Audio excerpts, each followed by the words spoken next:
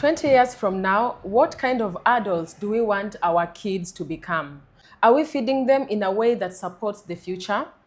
Welcome to the Wellness Table, a conversation by Nature's Best Africa, where we explore the connection between food, nutrition, holistic wellness, a sustainable food system through inspiring conversations and practical insights, where we bring this conversation back to the table one episode at a time. I'm Fiona Morema, co-founder Nature's Best Africa, and today I'm joined by Amos Kamau, nutrition advocate and a program officer at the Institute for Food Justice and Development. Perfect, awesome. Thank you for having me here, Fiona. You're welcome. Awesome. So, who is Amos Kamau? So Amos Kamau is a licensed professional to practice nutrition in Kenya. I work at the Institute for Food Justice and Development. As the name suggests, food justice. We basically look at the food system, food from the farm to the plate, and ask questions, the hard questions. Why are people consuming unhealthy foods? And then we revolve around that, create awareness, and then provide solutions towards that. Wow. Yeah. Our main focus today is making parents understand about kids' nutrition, not from a point of judging, not from a point of guilt, but from a point of care. Because many parents actually try, but most meals today are competing with busy schedules, school pressure, picky eating, processed snacks, and sugary drinks, and the belief that healthy food has to be expensive or foreign. So Amos, the big question today is, when we talk about children nutrition, what should parents actually understand first? Oh, perfect. Parents play a very key role in a child's development from that specific phase in life. At this specific phase, this is where growth is explosive, or rather, growth is fast and more demanding than any other phase in life. So, as a parent, one should understand whatever they are feeding their kids determines how that kid will be in the next few years of life. Yeah. So as a parent, this is a phase where you are supposed to be intentional and present when it comes to feeding your child, to dictate the status of their child nutrition in life. So literally, it's like building a foundation for the child. So the foundation is what determines who this child is going to become in terms of health, in terms of functionality. It's not just about this child being full. Exactly. Wow. That's how vital so it is. what does, like, when you talk about this, about building their diet, about building what they need to eat, anything revolving around food, so it's not just about being full. That is what we've said. So how is their plate supposed to look like? I love the way you have said it's not about a child being full. That is very separate from the reality. A child being full does not mean that child is nourished or has a good nutrition status. So when we look at a child's plate, there's a concept we call the rainbow feeding, where once you look at your child's plate, you should see different colors of foods, not just one type of food in that plate. That is where diversity and variety comes in. So for a child to get all the nutrients necessary for growth, there's demand for variety in their plate. This involves there has to be energy-giving foods. Those are the carbohydrates we know of. Kina ugali, rice, and all related carbohydrates. We need protein in that plate. We all know the proteins necessary for a child's growth. We have milk, we have meat and legumes, all those related. We need to see vegetables included there. However, parents are used to the usual vegetables like sukuma wiki, spinach, and they are done. While there are so many African indigenous nutrient-dense veggies that are involved in the same case. We need to see fruits being included in their diet. Actually, Fiona, one thing we have realized is that vegetables and fruits are actually one of the least consumed foods among children in Kenya. It's called no vegetable fruit consumption pattern.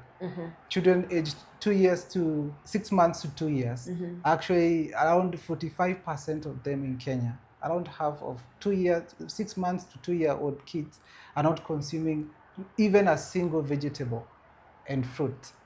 That is according to the statistical study that has been done. So it's essential that this variety in these plates that our kids are having. And actually talking about kids not consuming vegetables. So at Nature's Best, we deal with indigenous vegetables, the value addition of indigenous traceable foods, the vegetables. And from time to time, you'll find that when somebody is looking for vegetables, maybe they are looking for this vegetable, like what can a child eat? No, that one my child cannot eat, or maybe that is maybe too bitter for my child. You say it's not that bitter, it's that organic taste, original taste that the vegetables have. So you find the challenge, is it that we leave it to the kids to decide, or how are we going to introduce it to them? Because you see, before the child is born, they didn't know about these things. We're the ones introducing this to them. So during that winning part, how do we make sure that we are able to win these kids over? How is it possible, like, how are we going to do it without pushing them, without forcing them? Okay, perfect.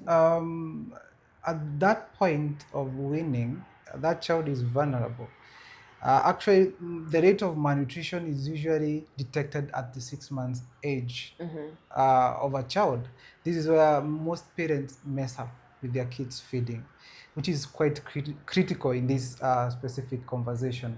So these studies that show that when a mother consumes certain vegetables during preconception or during conception, there's a high likelihood of that kid or that child being able to accept maybe vegetables or a certain fruit at a certain age in their life. So at this point where it's critical to have these foods being introduced, as I said, there's around 50% of our kids are not consuming vegetables and fruits from the 6th month of age. Introducing them in a more friendly way is vital and necessary, because if you force that kid will create a relationship with that food as a means of violence.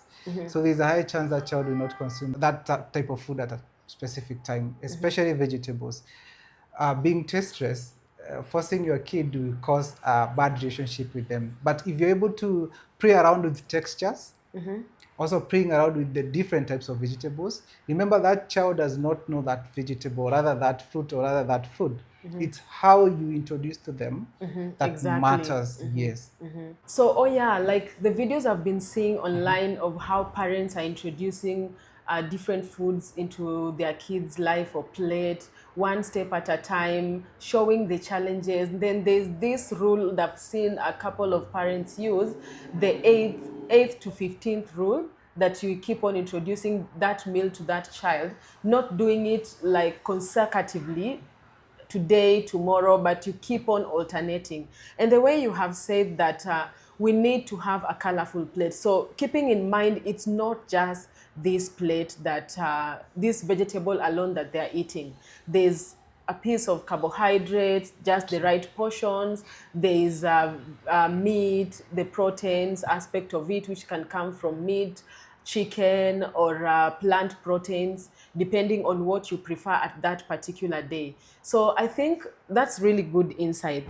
So in your work with children and families, why do you think many children are missing out on these nutrients in foods?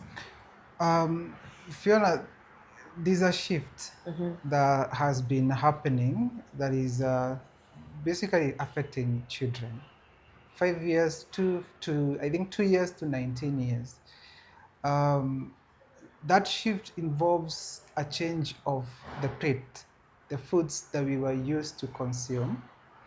And we are seeing a different modern westernized diet, especially to kids. Uh, this shift from what we are seeing on their tables, or rather on their plates, has come up with issues in terms of the nutrition and nourishment issues. We are missing a lot of nutrients because consumption of junk food has made the pushing out of the nutrient dense foods. For example, it's a very rare occasion to find a child consuming vegetables. It's a rare occasion finding a child having a fruit nowadays. Like they are casually taking a fruit. You find them with a can of soda. You find them with chips. This is a kupimo in small portions. You feed them with the crisps or all these other as snacks. That child will not be able to consume the normal vegetables or other fruits that we are saying, or other foods that are needed to make a balanced diet. Yeah, like you've said something, and I've remembered that when it comes to these fast foods, you'll find that this, like, you give a child, let's say for example, crepes, you keep on, you see the way they are fast foods, it doesn't need any process to prepare. And sometimes, I know we are so busy, I know parents are so busy, sometimes maybe a child you're trying, they're not eating it, so you go for the fast food. There's this aspect I've noticed that children will always go back. When you form their taste buds, I think it's like when you're building up their taste buds, children will always go back to eating this. A child will wake up and they tell you, like, I want crepes, I want chips, I want KFC chicken, because you see, this is a taste bud that we've already built.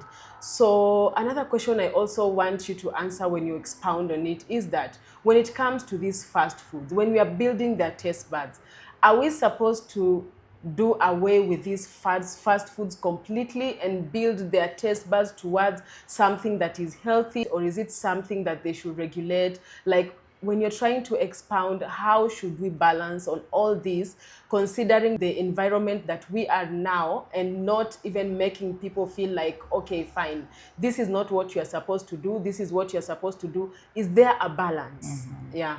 Perfect. I love the way you have reinforced how these foods have become quite a common thing in our day-to-day life, especially being targeted to kids. There is a marketing around this. The reason why we are seeing so many young people consuming these foods is because they have been reinforced on their faces from TV, from their phones, and all related cases. I'm saying this because that child will go for that food because of how it is designed in that level. The design of these foods is engineered that once you put that in your mouth, you try, next time you try something else, you try to hit the same, we call them dopamine levels. They are hormones that get, excited once a certain level of maybe sugar, salt, or fat is consumed. So that excitement is what your body will still demand. Kids are at risk because they are not as strong as we are. They A child- don't have yes, that power to make decisions. exactly. So that child will depend on that food. So the moment you bring a new vegetable to that house, that child will not consume that. That child will tell you, Mommy, I want that chips, or I want that crisps, because that is what the system has registered. And being this phase, it's a reinforced learning phase. If you introduce that food to that child now, it hits the dopamine levels. You don't know, you don't see the body system reacting. That child will tell you, Dad, when you come home, Kesho Jioni, please bring me this type of food. We don't know, you bring that same. So the more you consistently bring this food, the more the system of that child registers. But this is the best food. This is the one that makes me get excited. That's why we're having hyperactive kids, by the way, because of these similar foods. They are crashing their hormones, their systems, their neural systems, to a point that that child is not able to get to accept anything else that does not hit the same levels of dopamine or other feelings they feel. So it's putting them in a very dangerous position. Wow. A very critical one. They don't know, they are kids. And as a parent, you have the power to decide what comes on that plate for your child. So your child should not dictate what you provide on that table. There's a concept called, not a concept, but the communal consumption of food. There's a reduction of parents eating with their children. In a dining room together, you're consuming. There's that lost art of consuming food together. For example, you find your child is consuming at the table, rather you yourself at the dining table, but your child is at his own room, consuming food, but with a phone, or rather sleeping in a phone, playing games. I think that has also contributed to why children are not able to consume the foods we recommend to them, like vegetables, because they don't see you consuming. There's no, and we have said it's reinforced learning. So it's exactly, kids do not learn from what you tell them, but from what you show them. Exactly. That is the case. So if you try to tell that child that food is bad, and actually To make things worse, when those junk food are being consumed, they are consumed in a communal way because it's so sweet. So everybody wants to see each other, excited. But when it comes to the normal healthy energy or other nutrient dense foods are being consumed, you find your child is consuming now that junk food and you are consuming the vegetable, but the child cannot see you consume that. So you say, at my house we consume vegetables, but my kid says he doesn't want, so I have his own meals or her own meals separate. Which I is, think with that I totally understand, because you'll find most of the time we've experienced somebody saying, okay, those vegetables, I'm the only one. Anyway, I'm the only one who is going to eat it. My kids, after all, would not eat it. And we also have other parents that somebody will tell you, my kid loves those vegetables. They love those vegetables and they eat it alone with ugali, because this is something that they have reinforced into them. Then so there are two types of parents, rather.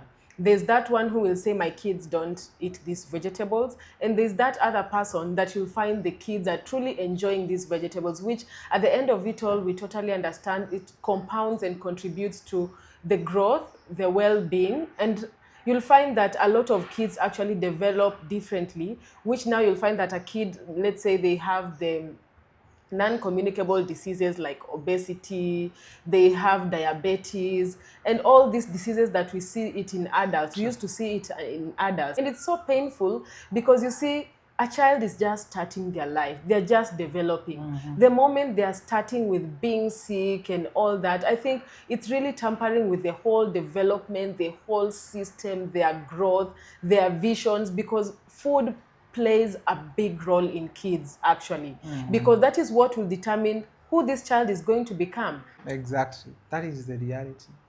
And as you have said, parents are the center of this. So for the sake of the future of your kid or your child, you need to dictate whatever appears on their plates. It's as simple as that. It's a God-given role. That child cannot make his or her own decision. So whatever that child consumes is directly from the influence of the parent. Don't entirely say that my kid or my child does not consume this type of food, especially these nutrient dense foods, vegetables, fruits, as a part of their normal routine. You need to teach them. And you take authority. I believe this is where authority comes in. If a parent knows he or she has authority over their kids, it depends mostly on what is appearing on their plate. That is also a form of authority. It's not beating a kid. It is basically a type of authority where you decide what appears to your child's plate. Because it is so worrying, by the way, when we are seeing these diseases starting to show up as early as 2 years, 5-year, 19-year-olds. Somebody with obesity at 5-year-old, a child with 5 years old with obesity. It's so painful. It's so uncommon and painful. We would not put the blame to the parent, but it is good to note that whatever that child has consumed has been directly influenced by you. And if you have given that child that same food, you have also the power to give that child the best food as well. So parents are still the center of this conversation, and they should take authority and be cautious on whatever appears on the plates of their kids. Yes. I think with this, I also get there's this aspect of whereby you find children who are going to school. Now they are grown, they are in university, or they are not even university, in primary school. They go to school, a child eats those food they are eating. Then when they come back home, a parent is happy. They go out, they eat chicken, they eat all the junk, because at the end of it all, they are going to school. People are saying, wanakula kama wafungwa. So how are we going to change this? Because you see, at the end of it all, there is that food trauma. Let's say, for example, maybe these foods, not even maybe, some of these foods in schools are not cooked in a way that is pleasing for these kids to enjoy. Like, personally, when it comes to the schools that I went to boarding school, I can attest that the food was actually traumatizing. Then I went back to day school. I remember I even used to have issues when it comes to food cooked. You are even like, okay, let me even say I'm sick from eating this food so that I can eat special food. There's that special food for special students. which is cooked differently. So my other thinking is, because you see, this thing is a journey. You'll find older people, you are selling vegetables and somebody is like, okay, this thing traumatized me when I was young. I used to eat, I can't eat it again. Somebody githeri, hey githeri, you eat. Me, I used to eat githeri when I was young. Like, we ate this githeri, I cannot touch it again. The food trauma. Now, is the question posed back to the parents, how did you introduce this food? How did you cook this food? Awesome. I like that because part of the work that we are doing at the Institute for Food Justice and Development is questioning those systems.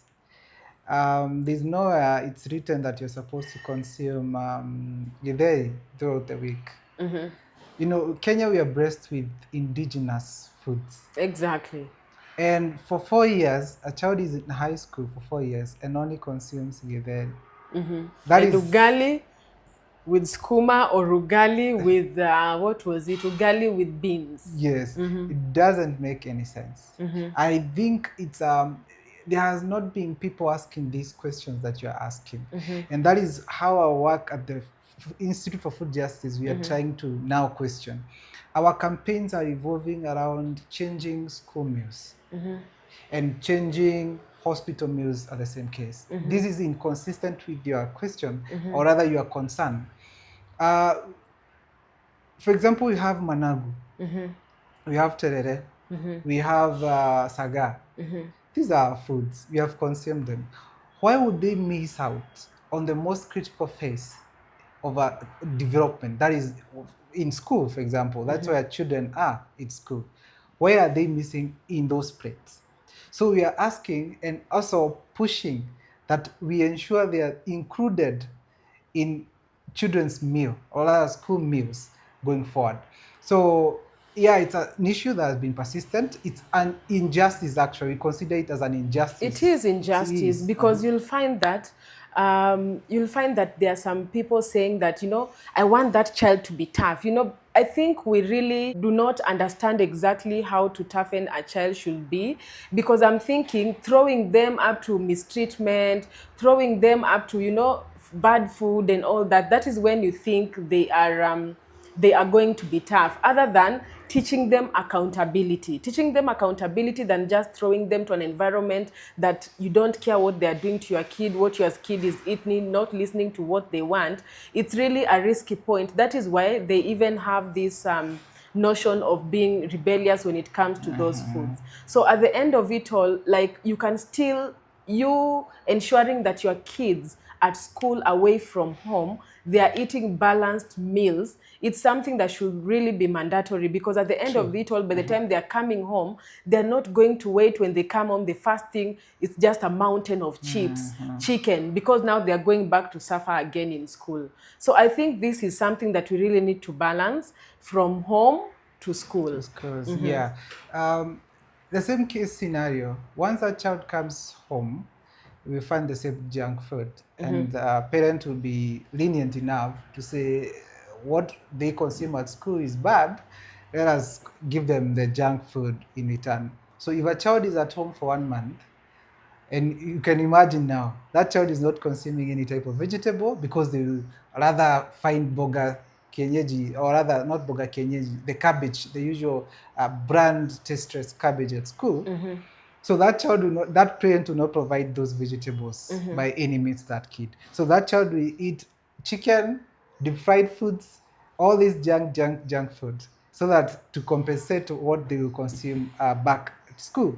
So what they do not realize, that continuous provision of these nutrient, these foods are actually nutrient, they are not dense. They are not nutrient dense. Rather, they are calorie dense. They are energy dense. What they only provide is energy.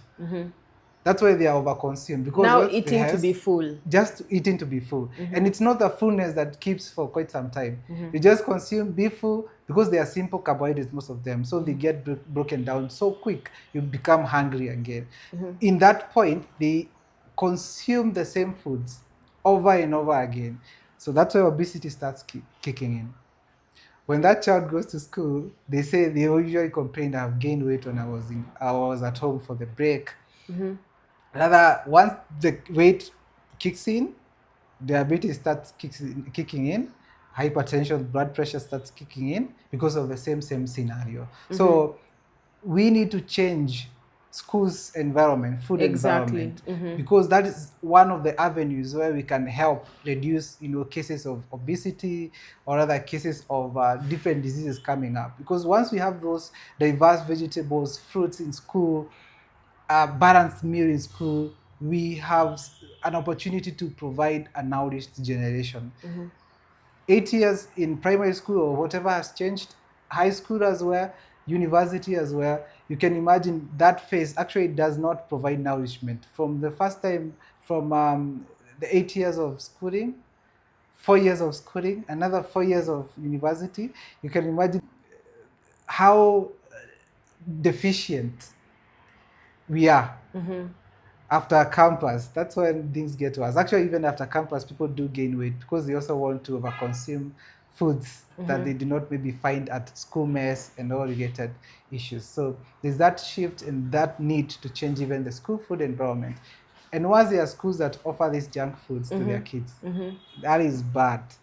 So we also we are calling for change of canteens. So this is more of creating a relationship with food whereby it's not toxic, whereby it's not too lenient. Exactly. There is a balance to it.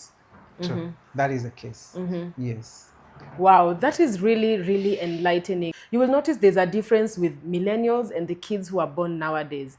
A lot of time, kids were not as sick. The reality is the kids were not as sick as today. You'll find a child is born today. They are born with a lot of complications. It starts from birth. You will always be in hospitals all the time. When the cold is coming, they are victim. When something is coming, they are victim. A wave is passing, they are victim. So literally, we should take it upon ourselves as parents and know that it's not just about the present, it's about the future of these kids. It's about 20 years to come, it's about 30 years to come. Who is this child going to be? Very true. In line with the complications, you have mentioned something nice that nowadays kids are having so many complications. Okay, millennials are giving birth. However, their relationship with food, remember, they have trauma growing up. Exactly. So when they are conceiving, or rather during preconception or during conception, they do not consume the foods that they had trauma with. And those foods are actually the ones that made them as strong as they are. So at that point, when they are maybe conceiving, they do not consume those foods that are nutrient dense. They provide the nutrients necessary for the child, the fetus development, and they are support so that they can be able to supply key nutrients to their kids, or rather their children or fetus at the conception stage. So once that woman, I would say, is consuming that type of food, they consume the junk foods that are not nutrient dense. So they are only providing themselves with calories or energy, all these fat, sugar, and salt that are not majorly needed for the growth of that kid. What is needed is in what is within that vegetable. The vitamins, all these minerals essential for the child's development.